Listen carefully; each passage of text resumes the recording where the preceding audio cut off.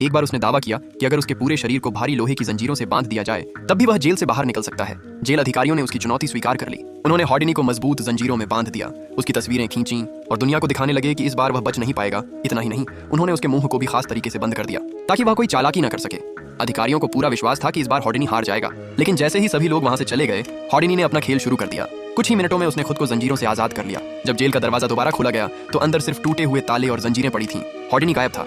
इस घटना के बाद दुनिया ने उसे नाम दिया एस्केप किंग हॉर्डनी। लेकिन वह सिर्फ जेल से भागने तक सीमित नहीं रहना चाहता था। उसने एक ऐसा जादू तैयार किया जिसे देखकर पूरी दुनिया हैरान रह गई। यह था पानी के टैंक से बच निकलने वाला खतरनाक करतब। इसमें उसके पैरों को मजबूत ताले से बांध दिया जाता था, फिर उसे उल्टा करके पानी से भरे कांच के टैंक में डाल दिया जाता था। इसके बाद टैंक को चारों तरफ से बंद कर दिया जाता था। इस जादू में छोटी सी गलती भी उसकी जान ले सकती थी। एक प्रदर्शन के दौरान जब हॉर्डनी टैंक के अंदर गया तो समय बीतता चला गया। दर्शक परेशान होने लगे।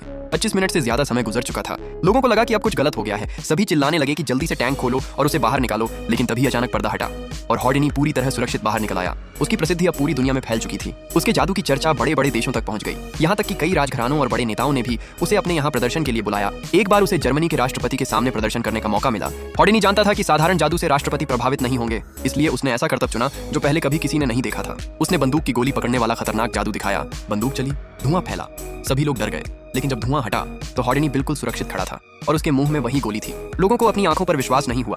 हालांकि इस जादू के पीछे एक खास तकनीक छिपी थी जिससे गोली वास्तव में उसके मुंह तक नहीं पहुंचती थी, बल्कि पूरा दृश्य एक भ्रम पैदा करता था। फिर भी इस करतब ने हॉर्डनी को और ज्यादा प्रसिद्ध बना दिया। इसके बाद रूस के शाही परिवार ने भी उसे प्रदर्शन के लिए बुलाया। वहां हॉर्डनी ने लोगों से कहा कि वे अपनी कोई इच्छा कागज पर लिखें। फिर राजकुमारी ने उनमें से एक पर्ची चुनी। जब महारानी ने उसे पढ़ा तो सब हैरान रह गए। उसमें लिखा था कि महल के बाहर लगी पुरानी घंटी फिर से बजनी चाहिए, लेकिन वह घंटी कई 100 वर्षों से बंद थी। उसकी रस्सी भी टूट चुकी थी। सभी को लगा कि यह इच्छा पूरी करना असंभव है, लेकिन हॉर्डनी मुस्कुराया।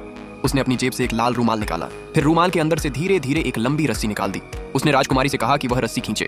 जैसे ही राजकुमारी ने रस्सी खींची, महल के बाहर लगी घंटी अचानक बज उठी। यह देखकर वहां मौजूद सभी लोग हैरान रह गए।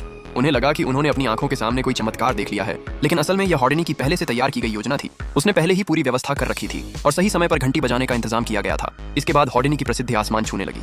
उसने अपने बचपन का वादा पूरा कर दिया और अपनी माँ को ऐसी जिंदगी दी जिसमें किसी चीज की कमी नहीं थी।